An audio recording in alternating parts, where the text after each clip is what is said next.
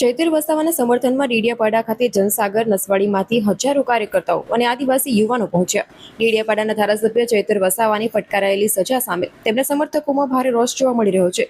સમર્થકો આ સજાને અન્યાયપૂર્ણ ગણાવી અને તેના વિરોધમાં ડેડિયાપાડા ખાતે વિશાળ શક્તિ પ્રદર્શન અને જનસભાનું આયોજન કરવામાં આવ્યું છે।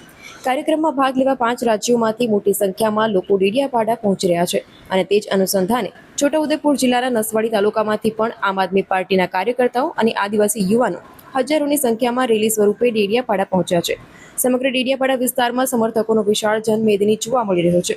કાર્યકર્તાઓ ચૈતર વસાવાના સમર્થનમાં સૂત્રોચ્ચાર કરી રહ્યા છે અને આદિવાસી સમાજના હક્કો માટે એકતા દર્શાવી રહ્યા છે। સમર્થકોનું કહેવું છે કે ચૈતર વસાવાએ સતત આદિવાસી સમાજના પ્રશ્નોને મજબૂતીથી ઉઠાવ્યા છે, જેને લઈને તેમને વ્યાપક સમર્થન મળી રહ્યું છે। ડેડિયાપાડામાં યોજાયેલા આ કાર્યક્રમમાં મોટી સંખ્યામાં લોકોની હાજરી નોંધાઈ રહી છે।